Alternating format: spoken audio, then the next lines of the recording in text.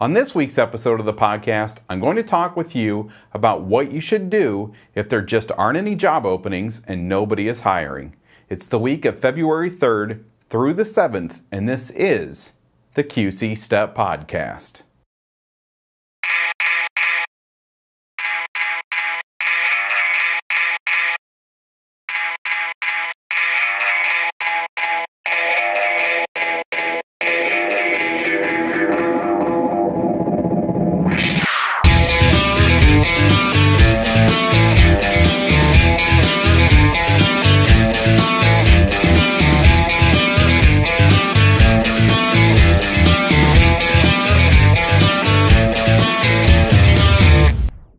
Hi, and welcome to this week's episode of the QCSTEP Podcast. My name is Corey Finneran, and this week's episode is going to be a shorter one. I'm not going to answer any student questions this week, but I do have a really good one for next week's episode. Next week, I'm going to talk with you about how to decide if you should leave one job for a different position. You can connect with QCSTEP through your social networking accounts. We are on Facebook, QCSTEP.com/Facebook, and we are on Twitter and Instagram, and that's at QCSTEP. Well, if you pay attention to the job leads posts that I put up on our website on Monday mornings, I'm sure that you noticed that there were 0 job leads this week. So in this week's episode, I'm going to give you 6 tips on what you can do with your job search if there just aren't any businesses hiring. But before I get to that, I want to remind you, and you've heard me say this many times on the podcast before, that there is a type of business that is basically hiring all the time, and that's fast food restaurants. Fast food restaurants have a high turnover rate, and because of that, you just don't see those job leads posted in the paper or on websites. And so that's why I don't have those specific job leads very often. But like I said, the reason that they're hiring almost all of the time is because they have a very high turnover. And if you're not familiar with that term, a high turnover means that people start and quit those jobs frequently. So because many people don't stay with that position very long, fast food businesses are hiring more frequently than some of the other positions that are out there. So that takes us to my number one tip for what you can do with your job search if there just aren't any businesses hiring, and that's to apply with fast food restaurants. And many times those businesses will say that they aren't hiring, but they are accepting applications. Well, go ahead and fill out an application and turn it in. Maybe they're not hiring today, but they could be tomorrow, and now your application is already completed. And because these types of businesses receive a lot of applications for employment, you'll want to follow up with these businesses. Check in with them every week or so to find out if they are hiring, and if they are, then inform them that you turn in an application, give them your name, and tell them that you're very interested in interviewing for that position. Tip number 2, find out when businesses will be hiring. When you're calling or stopping into businesses to find out if they are hiring and they tell you that they are not currently hiring, then ask when they expect to be hiring.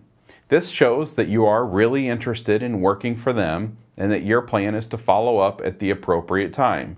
And it's best to get this information from the manager that does the hiring. My suggestion is to always ask for the hiring manager when you pick up an application, when you turn in an application, or if you talk with a business about employment in general. So talk with the hiring manager and ask when they will be hiring. Tip number 3, strategize your attack. Once you find out who will be hiring and when they'll be hiring, then come up with a strategy. You have some things to get organized with, and I'll get to those in a few minutes here, but write down what employers told you. Come up with your game plan. If someone tells you that they'll be hiring in the first week of April, then write it on your calendar that you want to contact them maybe the 3rd week of March to find out if they're still looking at that time frame, and this gives you plenty of time to complete the application and to turn it in. Tip number 4, get organized. If you have some time before you need to start turning in applications, then use that time to get organized. If you don't have one, build a resume, and use this time to get organized with your references. If you've done work in the past, make sure that you have all of that information, like the phone numbers and the supervisors' names.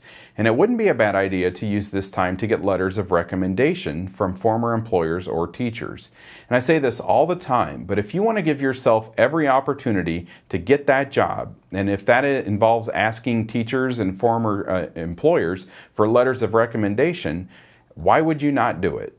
If you would like help with building a resume, get a hold of Gary or Carrie through your STEP or your co-op teacher, or you can email me, info@qcstep.com. My fifth tip on what you can do with your job search if there aren't any businesses hiring is to network. And there's this thing called the hidden job market. And these are jobs that you won't see listed in the newspaper. You're not going to see them on job websites like Indeed.com. These are jobs that you find out about by networking. And I've been into a lot of your classes talking with you about how you can use your social networking accounts to get jobs. Use your social networking accounts with the examples that I gave you at the day of transition and in your classes. Talk with friends, family members, teachers, neighbors. Ask anyone around you if they know someone that's hiring. Don't just rely on QCSTEP.com for job leads. Get out there and network. Tip number 6, volunteer. Volunteering is a great way to build work experience when there are no job openings. It's also a great way to keep your work skills fresh. And it's good practice for when you do go to get that job. It also looks good on your application. It shows that work is important enough to you that when you couldn't find a job, you were out there helping the community by volunteering. So don't just sit around and wait for businesses to be hiring to apply. Go out there and volunteer. So those are my 6 tips for what you can do with your job search if there just aren't any job leads or businesses hiring. I think that we're all disappointed when there's no job leads, but that doesn't mean that there's nothing we can do to help our employment search.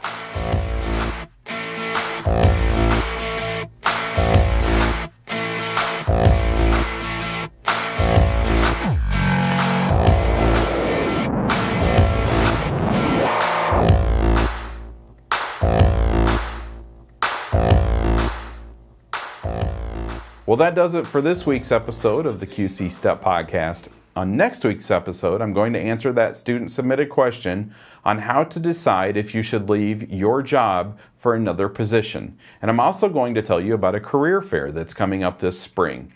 Thank you for watching and listening, and I will be back next week with another episode of the QC STEP Podcast.